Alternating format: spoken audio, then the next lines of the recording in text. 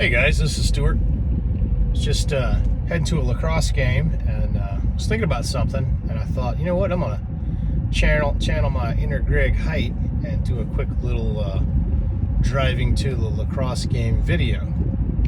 So I had a conversation with a coach the other day about some questions around the stalling rule, and so I thought, hey, this might be a good opportunity for me to refresh my knowledge on the stalling rule, and then maybe put something out for the association.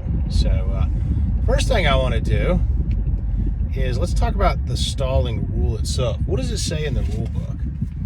And so this is in section 6, or excuse me, rule 6, section 10, stalling.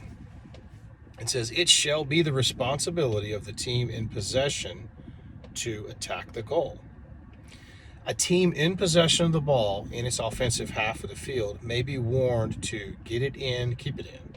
This warning shall be made when, in the judgment of the officials, the team is keeping the ball from play by not attacking the goal.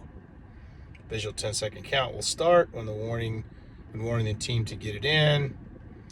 If the offensive team has the ball in the goal area, the defensive team must attempt to play the ball within the goal area in order for a stalling warning to be issued against the offensive team.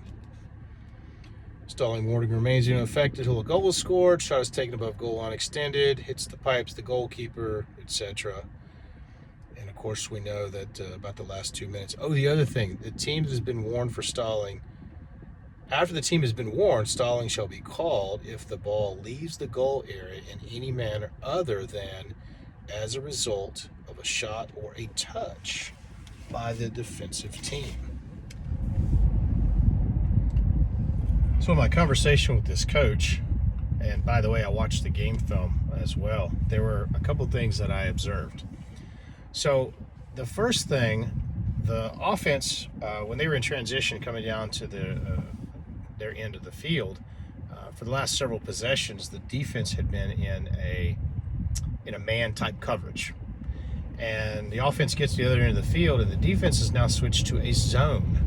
And it was actually, the way this coach described it, looked like on the video, it was a very soft defense.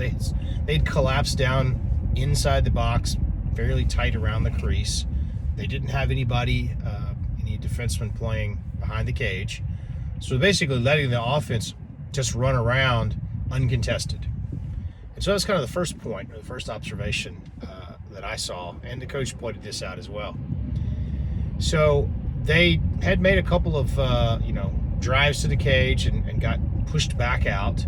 I believe there was at least one shot, but they slowed things down. They weren't getting played. They were basically passing the ball around. Well, at one point, they went back behind the cage, inside the box, and the offensive player, the attackman, was just standing there. And that's when the stall warning was called. So, as I watched this video, I could see where the crew was probably thinking about a stalling warning because the offense had really slowed things down. But they also weren't being actively played. And then, like I said, when the stall warning was called, they were technically in the box below goal line extended. So I think in that case, I would probably argue that the stalling warning shouldn't have actually been called at that point. Now, it's a bit of a challenge because we do teach that if you're going to put a stall on a team, you don't want to do it just as they've stepped in the box, maybe at the top as they're driving to the cage or something like that, because there's a high likelihood that they're going to get pushed out, and you don't want to do that. You don't want to disadvantage them that much by calling it a get it in as soon as he steps in, and then immediately gets pushed back out. Now I've got a turnover. That's really not fair to the offense. So we do say, hey, wait for that offensive player to go down below goal line extended or something like that when the action's slowed down a little bit, and then you put the stall warning on.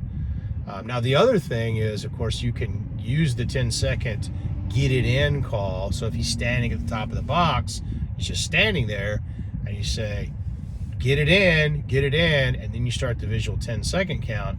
Well, that gives him ample opportunity to go ahead and get in the box. Now he knows he has to stay there. So a little bit different way of handling that situation.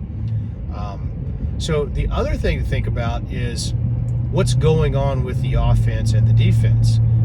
Just because the offense hasn't taken a shot, remember by rule it says attacking the goal, and if they are keeping the ball from play. Well, there could be a situation where the defense is just good. They're keeping the offense from being able to shoot.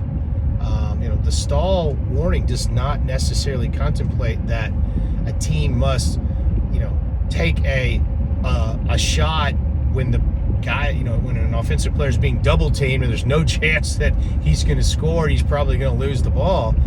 It says they have to be attacking the goal. So you have to think about that. Are they actively, purposely keeping the ball from play? Is the defense just that good? There's drives to the cage. They're pushing the guy out. There's slides coming. There's double teams. And the defense is doing their job. So a lot of things to think about there.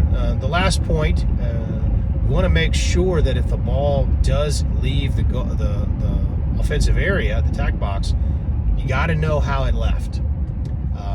There was, in this particular game, it looked like, it was hard to tell from the video, that maybe the defense had deflected or touched the ball last before it went out. If that happens, then that's okay. That's not a turnover. Now, the stall warning would still be on, and then you would apply the get it in, additional 10-second count, and then you would say keep it in. But you're not going to penalize the offense, if the defense happens to knock the ball or they were the last to touch it before it went out of bounds. So just some things to think about there. Again, biggest point is get in the rule book. Make sure you know the rules, that you're regularly refreshing yourself. So hopefully they've given you some things to think about, and this will help improve the overall consistency across the association with applying the stalling rule. So guys, have a great rest of the season, and we'll see you out on the field.